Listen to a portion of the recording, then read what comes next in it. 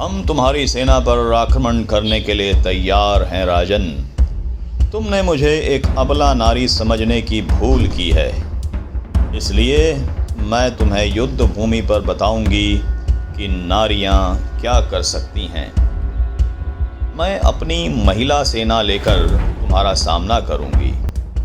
युद्ध के लिए तैयार हो जाओ, लेकिन याद रखना, अगर हमारी इस युद्ध में हार होती भी है तो दुनिया कुछ नहीं कहेगी, पर अगर इस युद्ध में तुम हारे तो इस कलंक को अपने माथे से कभी नहीं हटा पाओगे कि तुमने महिलाओं से युद्ध किया और हारे।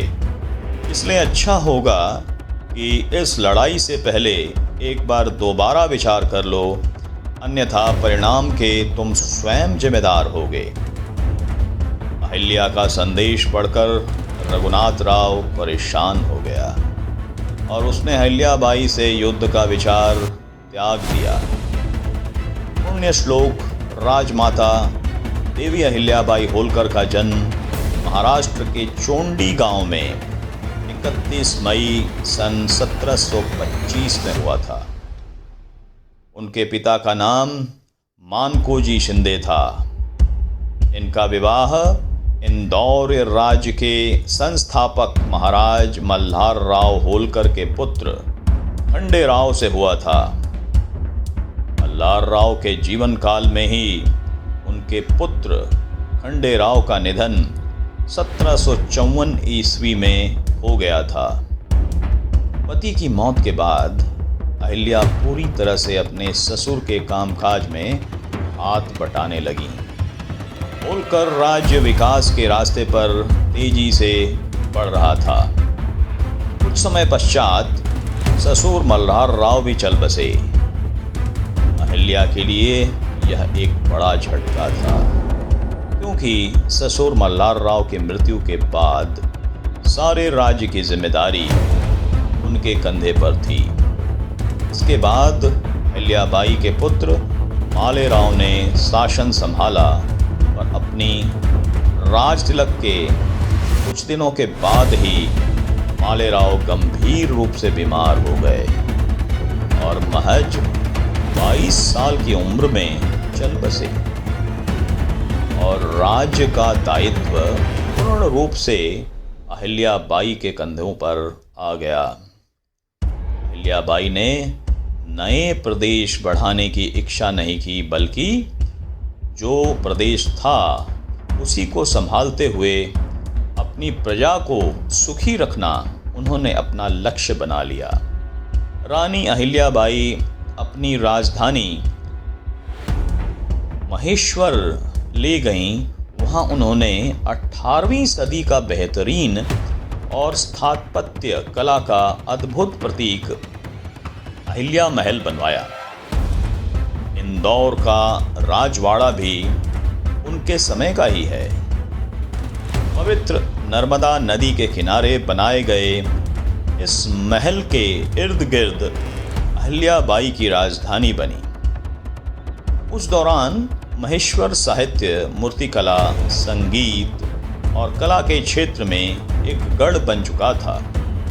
वहाँ तरह तरह के कारीगर आने लगे और शीघ्र ही वस्त्र निर्माण का वह एक सुंदर केंद्र बन गया।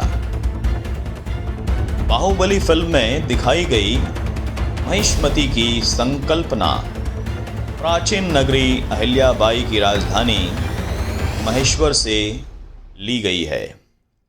मणिकर्णिका में भी मैं रहूं या ना रहूं, भारत ये रहना चाहिए, इस गाने में दिखाए गए घाट महेश्वर के ही हैं।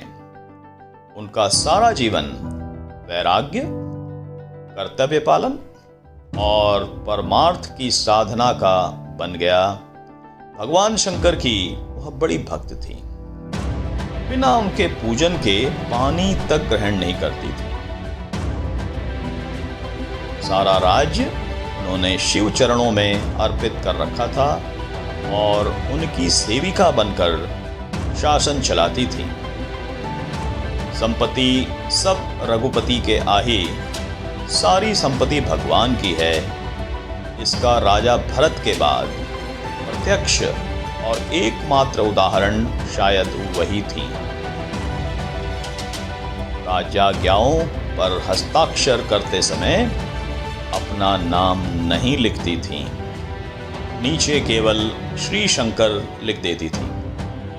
उनके रुपयों, राजमुद्रा पर शिवलिंग और बिल्व पत्र का चित्र अंकित है और पैसों पर नंदी का तब से लेकर भारतीय स्वराज्य की प्राप्ति तक इंदौर के सिंहासन पर जितने राजा आए सबकी राजाज्ञाएं जब तक श्री शंकर की आज्ञा के बिना जारी नहीं होती थी तब तक वह राजाज्ञा नहीं मानी जाती थी और उस पर अमल नहीं होता था। राज्य के भीतर महेश्वर और ओंकारेश्वर जैसे तीर्थ क्षेत्र और बाहर संपूर्ण भारतवर्ष में जितने भी प्रमुख हिंदू तीर्थ थे, प्रायः उन सभी स्थानों पर मंदिर, घाट, अन्नछन्न, पूजन कीर्तन आदि कोई ना कोई पारमार्थिक प्रवृत्ति उनकी ओर से की गई। काशी का मूल विश्वनाथ मंदिर बहुत छोटा था। 17वीं शताब्दी में अहिल्याबाई होलकर ने सन 1777 में इसे सुंदर स्वरूप प्रदान किया। मुस्लिम आक्रमणकारियों के द्वारा तोड़े हुए मंदिरों को पुनः बनवाने का श्रेय हमारी राजमाता अहिल्याबाई को ही जाता है। उन्होंने सोमनाथ में शिव का मंदिर बनवाया। कलकत्ता से बनारस तक की जो सड़क है, बनारस में मां अन्नपूर्णा का मंदिर, गया में विष्णु मंदिर उनके बनवाए हुए हैं।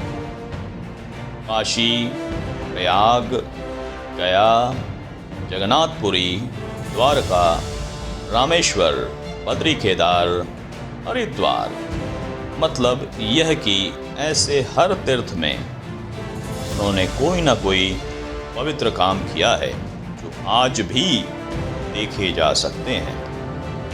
13 अगस्त 1795 को राजमाता अहिल्याबाई भौतिक शरीर को त्याग कर परम आराध्या श्री शिव में विलीन हो गईं। देह की सीमाएं हैं पर माँ का अपनी प्रजा के प्रति वात्सल्य, आराध्य शिव के प्रति निष्ठा अमर है। राजमाता पुण्य श्लोक देवी अहिल्याबाई होलकर को आज द पब्लिक न्यूज़ 24 का सादर नमन।